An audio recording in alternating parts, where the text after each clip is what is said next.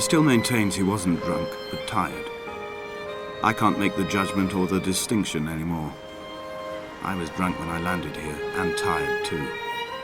I walked up the cliff path in near darkness and camped in the bay where the trawler lies beached.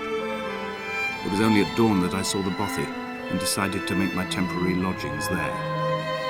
I was expecting just the aerial and a transmitter stashed in a weatherproof box somewhere on the mount. It had an air of uneasy permanence to it. Like all the other buildings here, erosion seems to have evaded it completely.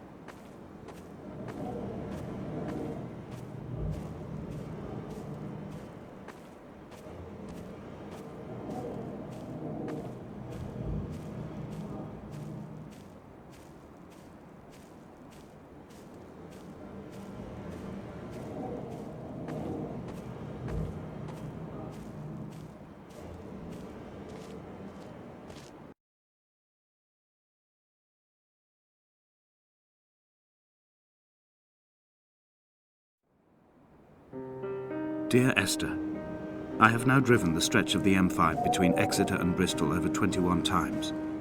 But although I have all the reports and all the witnesses and have cross-referenced them within a millimetre using my Ordnance Survey maps, I simply cannot find the location.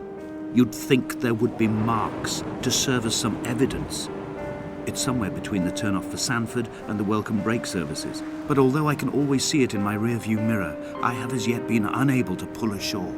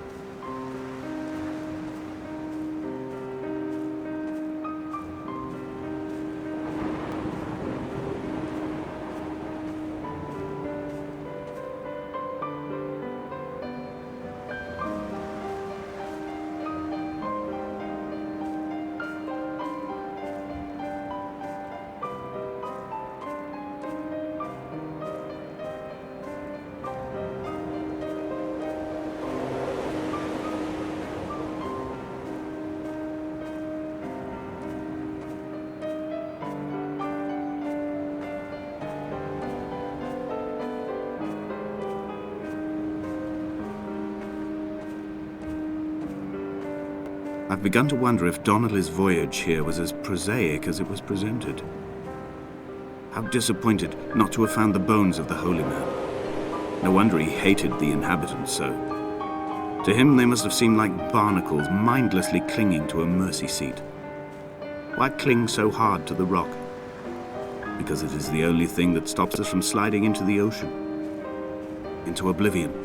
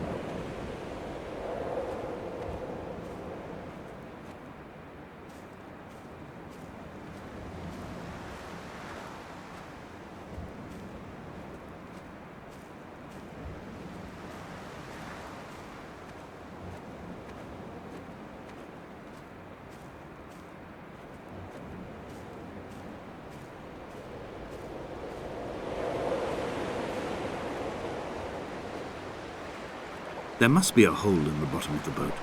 How else could new hermits have arrived?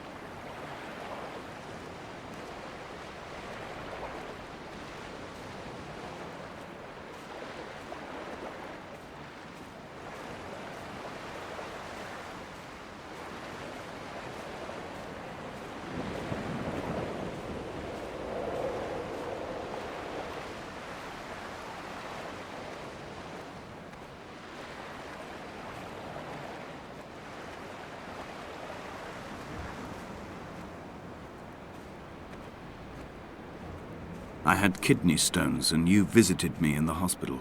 After the operation, when I was still half submerged in anesthetic, your outline and your speech both blurred. Now my stones have grown into an island and made their escape, and you have been rendered opaque by the car of a drunk.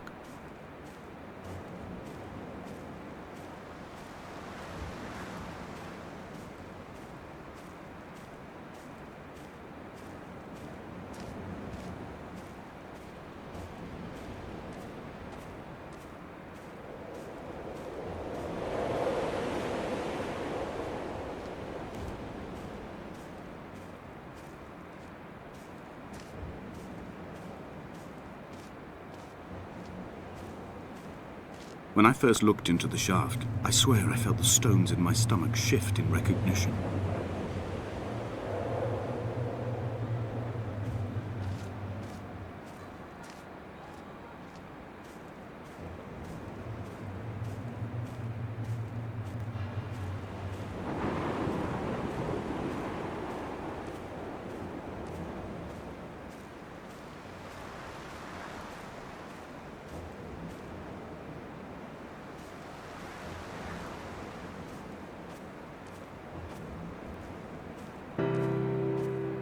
I've begun my ascent on the windless slope of the western side.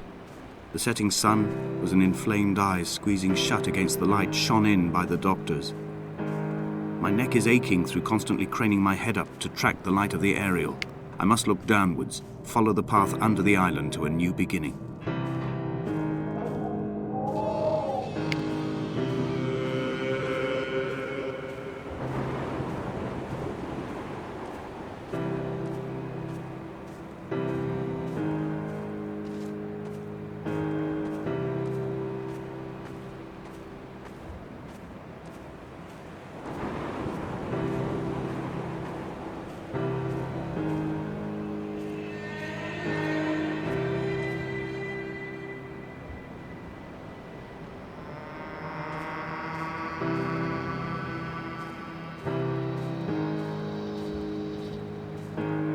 The bothy was constructed originally in the early 1700s. By then, shepherding had formalized into a career. The first habitual shepherd was a man called Jakobsen, from a lineage of migratory Scandinavians. He was not considered a man of breeding by the mainlanders. He came here every summer whilst building the bothy, hoping eventually that becoming a man of property would secure him a wife and a lineage. Donnelly records that it did not work. He caught some disease from his malcontented goats and died 2 years after completing it. There was no one to carve white lines into the cliff for him either.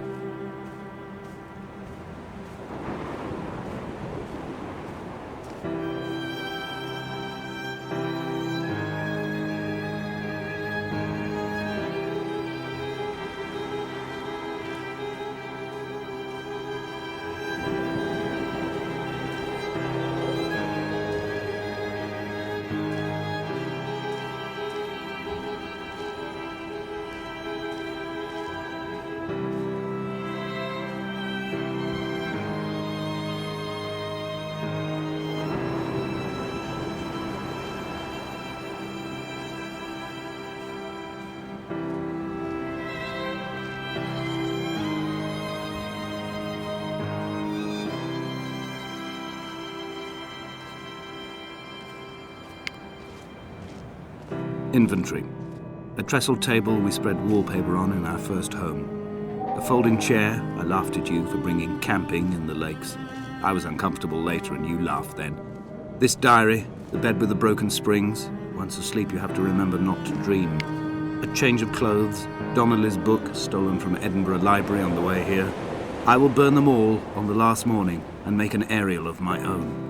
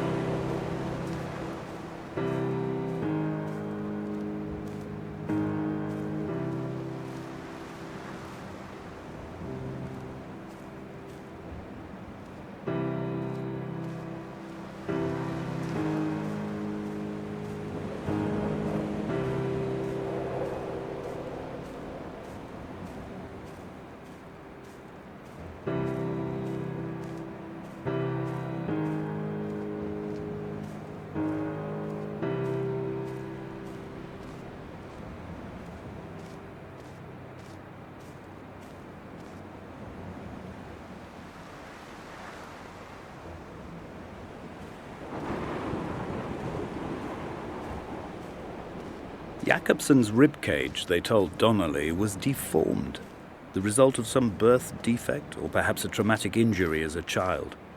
Brittle and overblown it was, and desperately light. Perhaps it was this that finally did for him, unable to contain the shattering of his heart.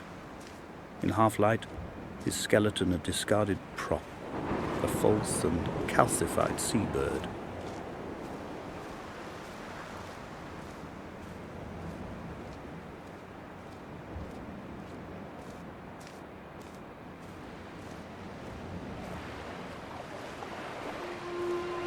They found Jakobsen in early spring. The thaw had only just come. Even though he'd been dead nearly 7 months, his body had been frozen right down to the nerves and had not even begun to decompose. All around him, small flowers were reaching for the weak sun. The goats had adjusted happily to life without a shepherd and were grazing freely about the valley. Donnelly reports they hurled the body in fear and disgust down the shaft, but I cannot corroborate this story.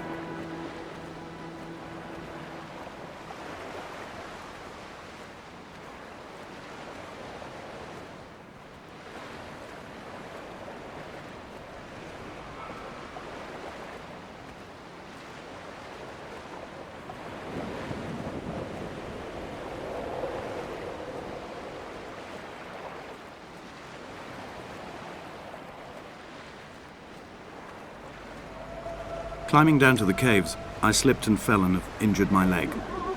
I think the femur is broken. It is clearly infected. The skin has turned a bright, tight pink, and the pain is crashing in on waves, winter tides against my shoreline, drowning out the ache of my stones. I struggled back to the bothy to rest, but it has become clear that there is only one way this is likely to end. The medical supplies I looted from the trawler have suddenly found their purpose. They will keep me lucid for my final ascent.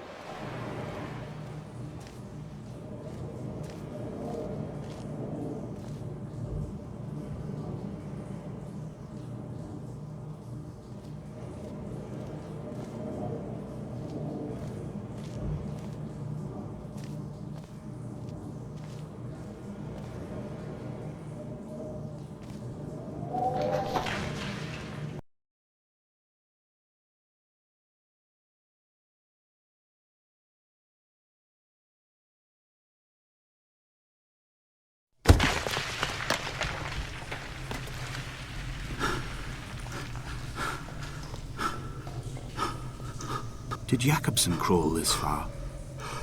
Can I identify the scratches his nails ruined into the rocks? Am I following him cell for cell, inch for inch? Why did he turn back on himself and not carry through to the ascent?